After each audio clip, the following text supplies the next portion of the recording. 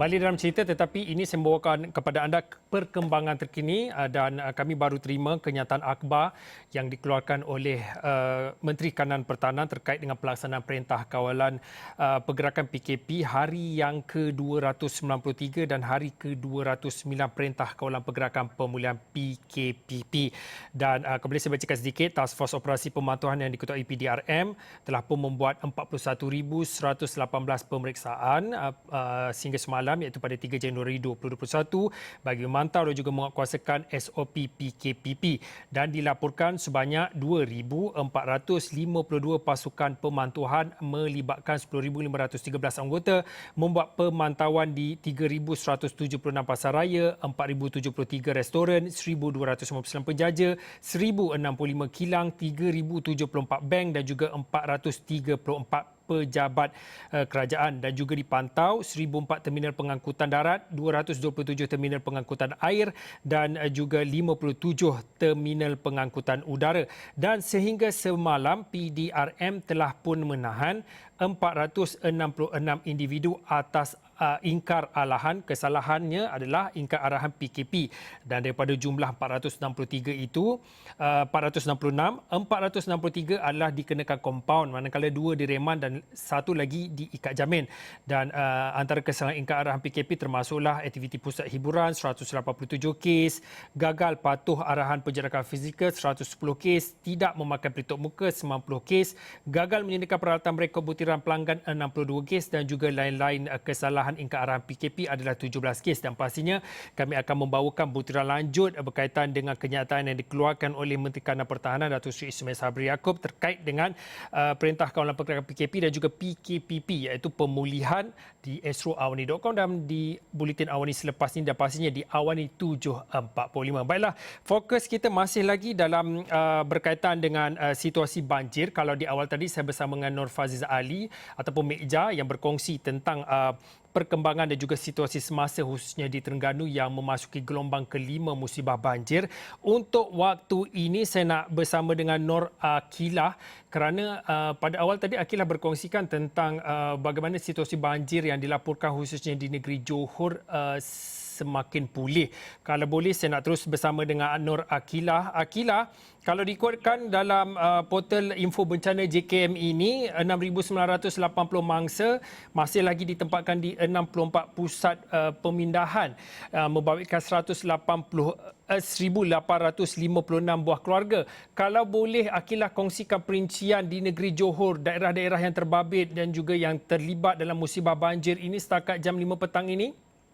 Ya Fauzi, setakat jam 5 petang ini kalau saya boleh kongsikan, terdapat sedikit penurunan mangsa banjir di Johor, yang mana jumlah pada ketika ini tinggal, maknanya penyusutan itu dalam 600 lebih 600 mangsa banjir, iaitu dengan jumlah terbaru 6,244 mangsa daripada 1,636 keluarga yang ditempatkan di 58 pusat pemindahan sementara PPS, yang mana kalau sebelum ini terdapat 68 PPS di seluruh Johor. Dan daripada statistik yang dikeluarkan juga, saya dapat melihat bahawa pengurangan bilangan mangsa banjir ini adalah disebabkan oleh beberapa PPS di daerah Johor Bahru sendiri telah ditutup, dan pada ketika ini hanya tinggal 3 PPS sahaja di Johor yang melibatkan 208 mangsa daripada 62 keluarga. Daerah yang mencatatkan peningkatan ataupun jumlah terbesar banjir di Johor sendiri adalah Kota Tinggi.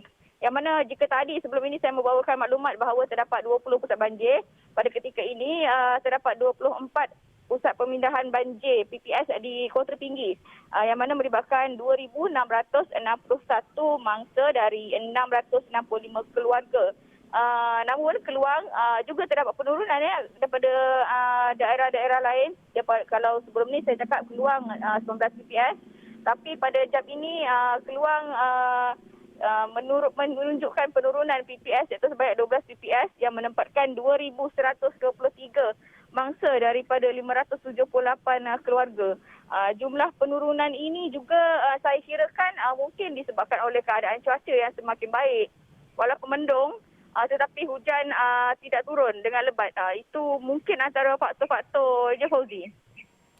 Akila, tadi Akila disebutkan antara yang masih terjerat tapi semakin pulih adalah di daerah Keluang. Kalau boleh saya nak tunjukkan ada beberapa kepingan gambar yang Akila kongsikan kepada kami lebih kurang dalam 10-20 minit lepas.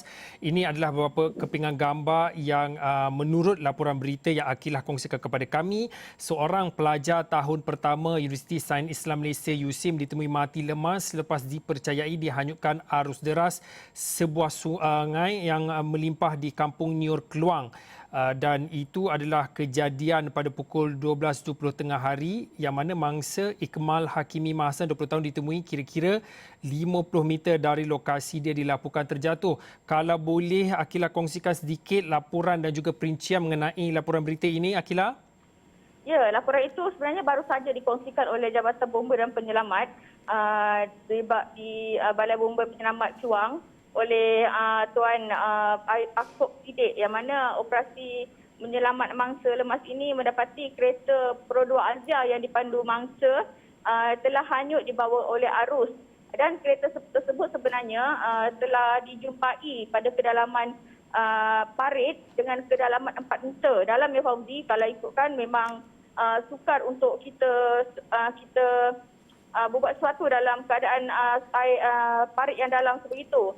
Dan Tuan Akop ni ada juga berkata bahawa kereta mangsa telah dinaikkan menggunakan penarik kereta, tetapi pada semasa operasi itu mangsa tidak ditemui di dalam kereta. Sebaliknya, kerja-kerja penyelamat diteruskan dengan 12 anggota bomba dan menemui mangsa dalam pada jarak 51 meter dari tempat kereta mangsa dijumpai. Mangsa bagaimanapun telah disahkan meninggal dunia oleh petugas Kementerian Kesihatan Malaysia dan telah diserahkan kepada pihak polis untuk tindakan lanjut, Fauzi. Okey, Akila, seperti yang Akila katakan di beberapa kawasan dan juga tempat yang sebelum ini digenangi air banjir mulai surut dan dilaporkan juga semakin pulih kalau diikutkan dalam laporan dan juga perkongsian berita yang Akila kongsikan dalam buletin awal ini sebelum ini, yang mana antara ataupun side story ataupun laporan sisi berita yang Akila kongsikan khususnya berkaitan dengan banjir yang melanda Johor. Akila ada membuat tinjauan dan juga menemu bual bagi mereka yang terkesan akibat musibah banjir, khususnya bagi mereka pengusaha dan juga yang terbabit dalam bidang pertanian dan juga peternakan, khususnya di kalau tak salah saya di Sungai Linau Simpang Renggam Keluang antara yang terjejas. Kalau boleh dikongsikan sedikit hasil tinjauan itu, berapa sebenarnya jumlah kerugian yang dialami oleh petani di Keluang secara khususnya? Okey, saya tadi memang satu hari ini saya berada di kampung Sungai Linau Keluang, buat tinjauan di Keluang pula pada hari ini, dan saya bersama juru gambar ada meninjau kawasan-kawasan di kampung Sungai Linau. Dan apabila kita pergi daripada satu rumah melihat situasi banjir itu, terdapat satu rumah ni dikelilingi oleh pertanian ubi, di mana memang luas. Saya temu bual Encik Muhammad Nasir tu, dalam 6 ekar di sekeliling rumahnya memang ditanam ubi kerana minatnya untuk bercucuk tanam. Dan Pakcik Nasir ni dia membawa saya menggunakan bot, ya Fauzi. Dan kita boleh nampak macam tasik sebenarnya kawasan tu. Sebab air terlalu tinggi kat situ, jadi nampak pokok tu memang paras-paras daun. Yang ubi terendam tu memang banyaklah. Pakcik Nasir tu dia beritahu saya, dia bercerita bahawa ubi yang ditanam ni sebenarnya telah tiba masa untuk dituai, tetapi nasibnya kurang baik. Walaupun bagaimanapun dia tetap bersyukur kerana separuh daripada ubinya telah dituai terlebih dahulu dan hanya separuh saja yang berendam di dalam air. Mungkin kos kerugian dia tak bercerita kepada saya, tetapi anggarannya dalam sekitar 75 atau 70 tan. Kerana sebatang pokok ubi tu saja boleh mengeluarkan isi sehingga 5 hingga 10 kilogram. Kalau daripada apa yang Cik Nasir bagi tahu saya. Dan Cik Nasir ni bukannya tahun ini saja dia kena banjir. Dia kena banjir dia jadi pengusaha ubi dah 10 tahun. Jadi dia cakap tiap tahun dia akan mengalami nasib yang sama. Bezanya cuma kadang kalau dia bernasib baik hanya suku saja yang terjejas banjir, yang ubi yang busuk yang terendam dengan air banjir. Kalau kurang bernasib baik separuh, dan kalau nasib tidak menyebelahi pakcik itu, dia kehilangan semua hasilnya.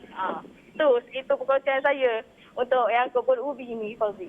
Okey, kalau boleh kita nak dengarkan sedikit apa luahan hati pengusaha ubi Encik Muhammad Nasir Jamil yang dikatakan 10 tahun beliau terlibat dalam pertanian membabitkan penanaman ubi, tapi untuk tahun ini sedikit nasibnya kurang bernasib baik apabila musibah banjir. Beliau terkena juga tempias musibah banjir itu. Kita dengarkan sedikit apa yang disebut dan juga apa yang dikongsi luahan rasa oleh Encik Muhammad Nasir Jamil.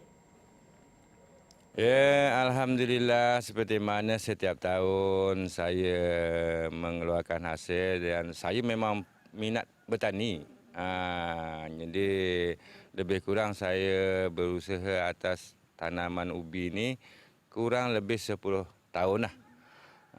Jadi oleh kerana setiap tahun kena musibah, kadang-kadang saya dapat lebih kurang, ada yang tak dapat, ada yang dapat separuh, ada yang dapat suku, belum pernah dapat tuai habis lah.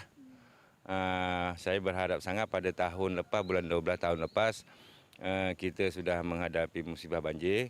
Pertengahan tahun pun kena bulan 6 semalam kan. Ini pun awal tahun-tahun baru pun kena juga. Akila, kau boleh kongsikan apa lagi yang diharapkan kalau ikutkan luahan daripada Encik Muhammad Nasir tadi, kalau ikutkan boleh dikata setiap tahun berlakunya musibah banjir, beliau juga antara mangsa yang terkesan akibat musibah banjir di Johor. Kalau boleh dikongsikan apa yang diharapkan, mungkin ada luahan hati yang dikongsikan beliau kepada Akila. Ya, betul. Sebenarnya boleh meluahkan rasa bukan terkilan tetapi daripada segi bantuan mungkin kurang perhatian ataupun terlepas pandang bagi pihak beliau, kerana daripada saya difahamkan sejak 2000 daripada apa yang diusulkan pada tahun 2016 kalau tak silap saya dia menerima bantuan. Tahun-tahun selepas itu beliau melahirkan rasa bukan tak selesa tetapi bukan mempersoalkan, dia rasa macam kenapa dia tak terima bantuan sedangkan dia pun terlibat dalam banjir, tapi sebab atas minat dia sendiri yang mahu bercucuk tanam, jadi Cik Nasir ni dia bersungguh-sungguh buat walaupun hasilnya bukan kata banyak yang busuk, dia cakap masih ada lagi keuntungan di situ biarpun kebun ubinya digenangi air hampir keseluruhannya. Dan kalau saya boleh kongsikan sedikit, Fauzi, sebenarnya selain daripada membuat tinjauan kebun ubi, kru kami lagi seorang iaitu Mama Anik ada pergi membuat tinjauan udara, pemantauan udara di kawasan Bersing, Kota Keluang, Kota Tinggi dan juga Johor Bahru sendiri bersama pengarah bomba Johor iaitu Datuk Yahya Madis menggunakan helikopter. Dan tinjauan banjir ini mendapati kebanyakan banjir ataupun kawasan-kawasan yang digenangi air lebih kepada dua daerah iaitu Kota Tinggi dan Mersing, Fauzi. Dan saya rasa untuk esok mungkin saya akan ke Kota Tinggi untuk membuat tinjauan selanjutnya.